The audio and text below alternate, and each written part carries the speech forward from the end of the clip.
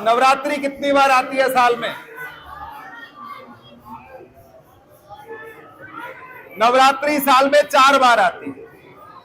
2 बार गुप्त नवरात्रि होती है, जनवरी में और जुलाई में, और 2 बार नवरात्रि आती है चैत्र में, एक बार चैत्र में और एक बार इस समय। हम बाकी जो नवरात्रि होती है, जो गुप्त नवरात्रि होती है, वो जो गुप्त साधना करते हैं उनके लिए होती है।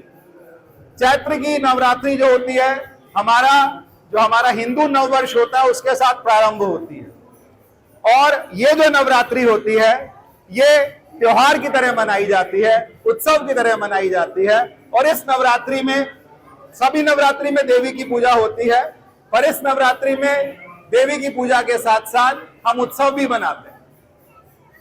देवी मातृशक्ति, जिनके लिए दुर्गा सप्तशती बहुत सुंदर बात कहती है कि या देवी सर्वभूतेषु चेतना रूपेण संस्थिता। मैं शब्दों को थोड़ा सा बदल रहा हूं, चेतना रूपेण संस्थिता। जो हमारे अंदर चेतना है वो किसके रूप में है? वो देवी के रूप में है।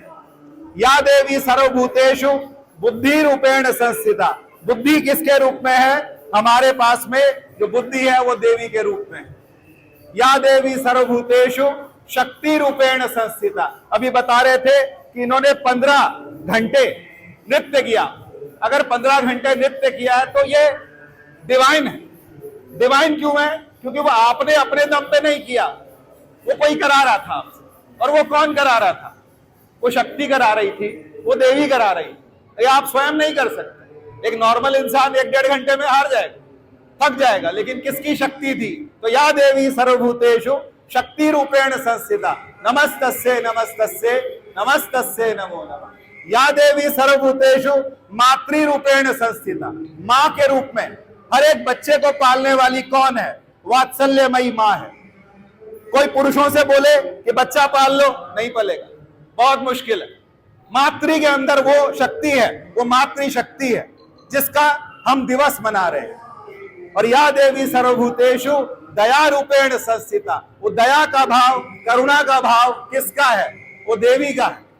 तो हमारे अंदर ये जो भाव आते हैं, ये कहां से आते हैं? इस संसार का सृजन करने वाली कौन है? वो देवी। आप यकीन मानिए कि हम बहुत सौभाग्यशाली हैं कि भारत देश में और ऐसे इतने बड़े मंदिर के प्रांगण हमें मिले हैं जहां पर हम इन सब बातों को कर पा रहे हैं। हमारी संस्कृति इतनी महान है जो कि इन उत्सवों को भी कैसे मनाती है, इस तरह से मनाती है। और गरबा जो हम मनाने के लिए बैठे हैं, गरबा शब्द जो आया है, ये गर्भ से आया। किससे आया है? माँ के गर्भ से आया। कभी आप वैष्णो देवी जाएं तो वहां पर अर्धकुंवारी का मंदिर आता है, जिसको गर्भजून भी कहा जाता है।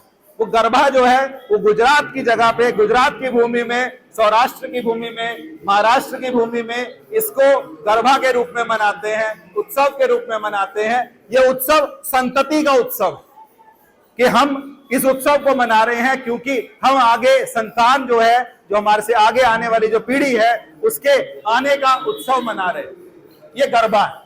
तो ये हमारे देश का सौभाग्य है और हम लोगों की कर्तव्य है कि हम ये उत्सव मनाते रहें, ये अपने जीवन पर्यंत, और अपने बच्चों को प्रेरणा देते रहें। लेकिन मैं यहाँ एक बात और कहना चाहूंगा कि अगर हमें खुद को पता होगा तब हम बच्चों को बताएंगे, पर अगर खुद को नहीं पता हमें अपनी संस्कृति के बारे में, धर्म के बारे में, कि बच्चे पूछते हैं कि मम्मी ये धान क्यों बो रखी है, धान क्यों बो रखी है? हम 9 दिन हम धान बोते हैं कि नहीं बोते?